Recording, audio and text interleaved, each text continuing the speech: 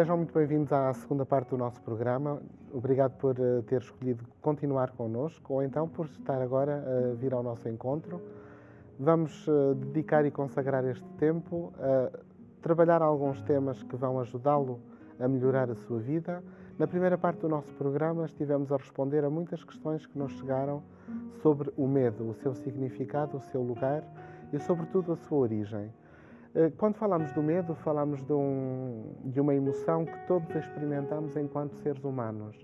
O que não significa que, por todos experimentarem, não deva ser olhado de perto, olhado com atenção e, sobretudo, entendido no seu significado e na sua utilidade.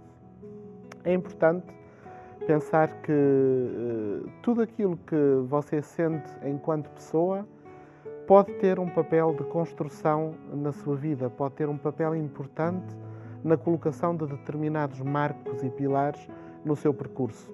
E é certamente importante para o ajudar a fazer as escolhas certas. Então, nós vamos tentar ajudar a entender como pode fazer amizade com o seu medo e torná-lo um aliado seu em vez de ser um inimigo. Perante a emoção do medo, quando nós experimentamos o medo, para responder a muitas questões que nos chegaram neste sentido, o nosso corpo e a nossa mente estão preparadas para duas reações básicas e fundamentais. Uma é a reação de luta e a outra é a reação de fuga. Nem sempre luta e fuga significam a mesma coisa. Por exemplo, se eu estou perante um perigo real que vai ameaçar a minha vida, é natural que o meu corpo se prepare imediatamente para fugir, portanto, para evitar o problema e para se pôr o mais longe possível. A verdade é que, na maior parte das vezes, nas situações do dia-a-dia, eu não estou colocado perante situações que ponham em risco imediato a minha vida ou a minha sobrevivência. E então esta reação de fuga, que é muito útil em determinadas circunstâncias, pode ser também inútil ou até adversa noutras, na medida em que, quando eu tenho medo de determinada situação, eu constantemente vou fugir, seja esta fuga sob a forma de evitamento, seja esta fuga sob a forma de negação, vou evitar, vou fugir da situação. E, portanto, como estou constantemente a fugir, nunca vou poder trabalhar e melhorar a minha atitude perante a situação. Então, corro o risco de viver a minha vida numa solução adiada. Então, aquilo que eu gostaria de lhe propor era: observe a sua reação perante o seu medo. Se a sua reação é sempre de fuga, pelo menos em determinadas circunstâncias, a fuga que pode muitas vezes ser apenas a fuga ao interior de si mesmo. Por exemplo, pensar: eu nunca vou sentir isto, eu não tenho medo. É uma forma de fugir, é uma forma de lidar com o medo fugindo. E cada vez que está a fazer isso, provavelmente está a perder oportunidades de trabalhar algum aspecto em si que precisa de ser melhorado. A outra possibilidade é a reação de luta.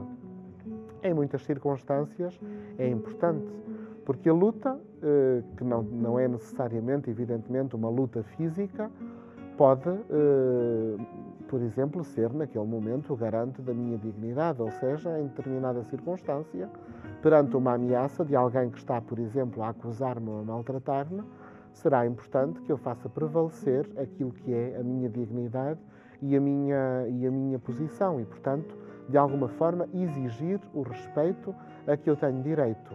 Mas, tal como a fuga, a luta pode ser também sua inimiga. Ou seja, se de cada vez que se sente ameaçado por qualquer circunstância, a sua reação imediata é pôr-se em campo para lutar contra essa ameaça, que pode ser real ou não, como vimos, está também a correr o risco de estar a resistir às propostas de mudança. Ou seja, cada vez que nos é proposta uma mudança na nossa vida, ou que nós, de alguma forma, entendemos pelos sinais exteriores ou interiores que temos que mudar alguma coisa, imediatamente as nossas resistências vêm à flor da pele e nós lutamos contra essa proposta de mudança. Então, o que eu gostaria de lhe dizer é que, tal como a fuga, a luta pode também ser uma inimiga para o seu crescimento pessoal. E, portanto, é importante também observar se, de cada vez que alguma coisa o põe em causa, ou o faz pensar, ou o faz refletir, a sua reação primeira e única é uma reação de se pôr a lutar contra esse estímulo e de fazer tudo para o vencer, de fazer tudo para o apagar, como aniquilando-o. E aí, provavelmente, está também a perder ocasiões de se tornar uma pessoa mais madura e mais feliz, portanto, mais realizada, mais preenchida. Então, a verdade é que não há uma solução mágica. A verdade é que, perante o estímulo, eu tenho que perceber se, no momento, a fuga ou a luta são mais importantes. Claro que, às vezes, a reação é de tal maneira violenta e instintiva que eu não tenho tempo sequer de observar, de racionalizar a questão. Mas tenho sempre possibilidade de, posteriormente, fazer uma pequena análise do que aconteceu e de perguntar-me a mim mesmo se eu escolhi a opção certa. Isto vai trabalhar a minha vida interior, trabalhar a minha mente, de forma a que, no futuro, em situação semelhante, eu não reaja em piloto automático como reagi da primeira vez para lutar ou fugir, mas reaja porque, entretanto, já fiz uma análise da situação e já entendi como é que poderei reagir de forma mais favorável para mim mesmo ou para os outros numa situação semelhante. Várias pessoas me perguntavam de que é que se tem medo? Quando dizemos que temos medo de quê? A verdade é que o número de respostas é tão variável, tão diferente, tão grande quanto o número de pessoas. Cada um de nós tem medos que são diferentes dos outros, embora possamos, por assim dizer, agrupar em pequenos conjuntos os medos talvez mais frequentes e, portanto, sobre esses medos eu irei falar um pouco. Queria só lembrar que na primeira parte do programa nós elencamos alguns fatores importantes que nos permitem entender porquê sentimos o medo, não de quê, mas porquê, e que estão relacionados com os 3 pontos básicos de sentir que há uma vulnerabilidade em mim que está a ser exposta, sentir que há uma ameaça real ou imaginária, não interessa, para mim real em todo caso, no mundo exterior, ou sentir que eu não vou ser capaz de fazer frente a determinada circunstância agora ou no futuro. Tendo dito isto, e voltando à questão, medos de quê? Provavelmente o medo mais comum e que nós não nos acostumamos a detectar ou sequer a lidar com ele é o medo do desconhecido. Na maior parte dos casos em que as pessoas referem, por exemplo, o medo da morte, estão a referir-se sobretudo ao medo de não saber o que vão encontrar depois da morte. Quando têm medo em relação a determinada situação, é porque não sabem como os outros ou elas próprias vão reagir nessa situação. E essa pode ser, em muitas circunstâncias, se você observar concretamente o que se está a passar consigo, o seu próprio medo, a causa do seu próprio medo. Nem sempre este medo está relacionado com o desconhecido, mas uma outra faceta do medo do desconhecido é aquilo que nós chamamos o medo da mudança. Em determinadas circunstâncias da vida, nós queremos muito mudar, deixar de fazer determinada coisa, ou começar a fazer determinada coisa que não fazemos, ou modificar a forma como estamos a fazer algo que já fazemos habitualmente. Fazemos, mas não estamos contentes e queremos mudar. E a pergunta é, por que não mudamos? Não mudamos porque temos medo, porque temos esta reação de medo, ou seja, o medo de passar de um mundo conhecido, e voltamos ao medo do desconhecido, para algo que eu não domino no futuro. Ou seja, eu aceito que o meu mundo seja posto em causa no momento em que dou um passo de um ponto para o outro. Mas se fizer um esforço simples, um esforço de imaginação, e pensar em si mesmo enquanto caminha, repare que, para avançar, você tem forçosamente que entrar num ponto de desequilíbrio. Há um momento em que os 2 pés não estão no chão, há um que levanta, o peso do corpo avança E esse momento é um momento de profundo desequilíbrio, mas logo em seguida o outro pé pousa no chão e o seu corpo volta a ficar equilibrado. Isto é apenas uma metáfora para entender que no seu mundo interior as coisas funcionam da mesma maneira.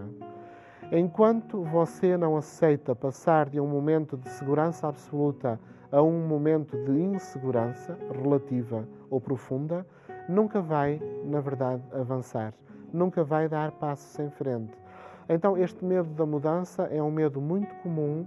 Olhe para a sua vida e veja se sempre que lhe foi feita uma proposta ou em determinadas áreas, na verdade, você teve medo de se comprometer.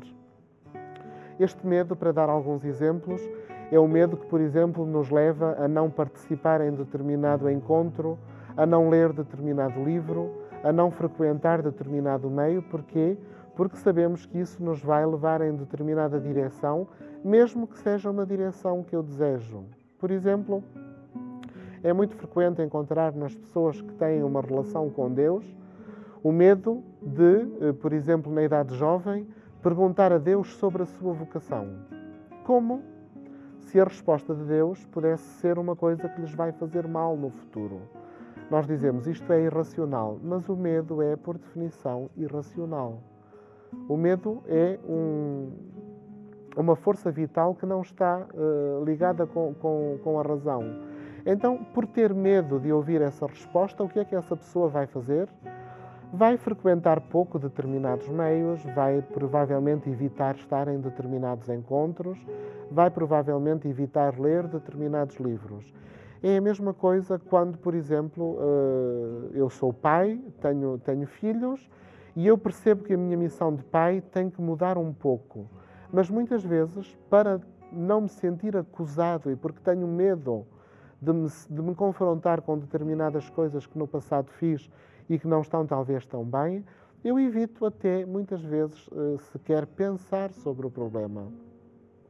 Estamos aqui perante o mesmo tipo de solução, o mesmo tipo de reação que lhe falei há pouco. Você tem duas escolhas, ou luta ou foge. Passar a vida a lutar é muito cansativo e passar a vida a fugir vai resultar numa vida vazia e, portanto, não pode ser fonte de felicidade. Então, em determinados momentos, é preciso pegar na sua vida e dizer: eu quero realmente dar um passo em frente. Sabe que estamos aqui, neste tempo e neste momento, para o ajudar a dar esses passos em frente. As suas perguntas e sugestões, as suas questões são bem-vindas. Faça-nos chegar através do meio que escolher, do telefone, do e-mail ou do correio, e nós vamos voltar no próximo programa para continuar a responder a questões sobre este tema tão importante na nossa vida. Muito obrigado e até breve.